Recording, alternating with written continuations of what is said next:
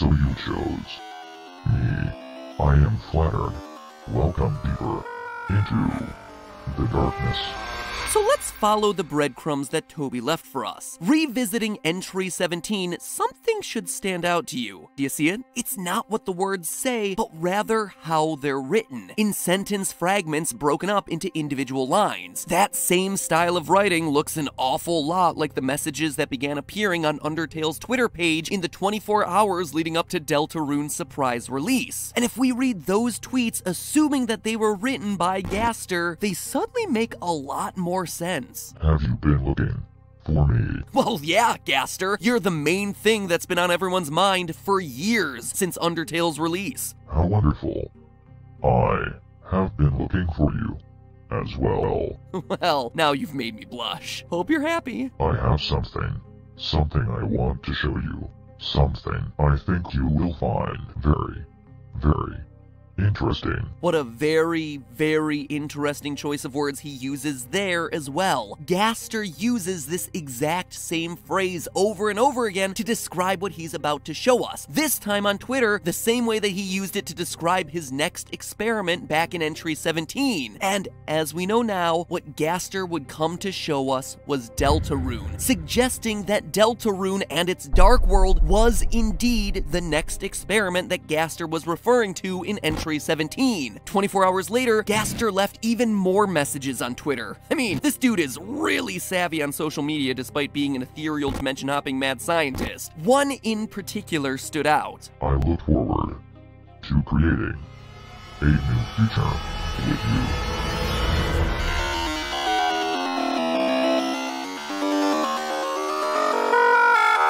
Creating a new future, huh? This, at the time it was released, seemed like just a throwaway line. But the implications here are now huge in the aftermath of Deltarune's release. That one tweet basically reveals Gaster's entire plan across both of these games. Consider this. Entry number 5 in TrueLab directly stated that the determination found in human souls is what allows us to change our fate. Quote, I've done it. Using the blueprints, I've extracted it from the human souls. I believe this is what gives their souls the resolve to change fate. Let's call this power determination.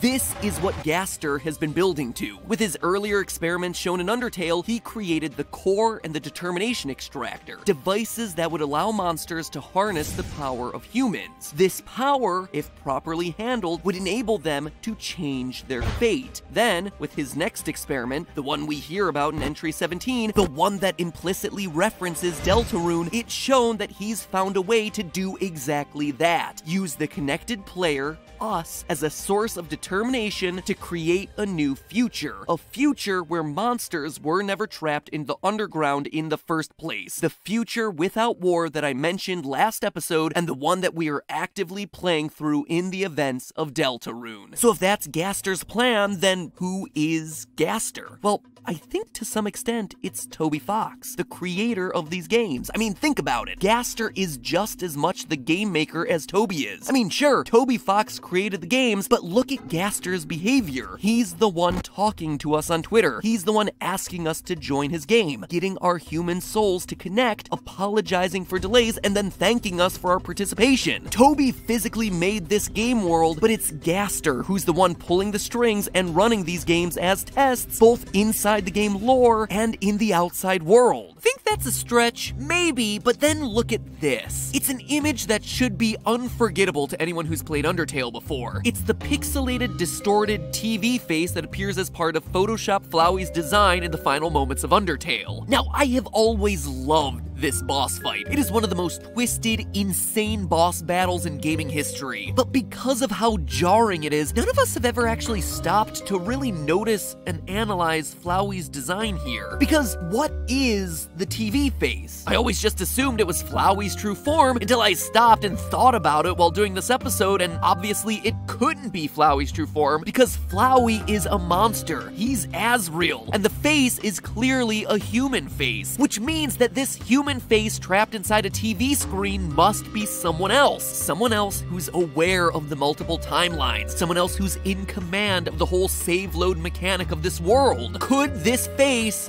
be Gaster. I mean, he's certainly our best in-game candidate. Now, in the wikis, it's widely believed that this face is actually the image of Toby Fox's face, which makes it all the more interesting that prior to the release of Deltarune, Toby Fox's Twitter avatar was just his name on a black background. But earlier this year, he switched it, transitioning to a familiar face, that very same pixelated TV face, right before the release of a game introduced by Gaster and seeded throughout with a ton of Gaster Easter eggs. If Toby Fox does indeed see himself and Gaster as connected in some way in these games, well then this change would make a ton of sense. If this were at least symbolically true, then the creation that Gaster falls into isn't the core or some broken machine in Sans' lab, it's the game itself. It's Undertale. Both Gaster and Toby Fox fell into their creations and are now godlike figures dominating these two worlds, bridging the universes between them. And Deltarune perhaps represents Toby's attempt to piece Gaster back together and let the player finally peek behind the curtain. But hey, that's just a theory. One possible theory. To see what you missed in the other timeline, click the box you see on screen right now. And a very, very special thanks to both Win on Reddit and Jeff from Mother's Basement for helping out with this massive series of videos. Your help and your ideas were awesome for a series of games that can be analyzed and dissected endlessly. If you see Win on Reddit, say hello. And if you see Jeff here on YouTube, tell him he's a good man.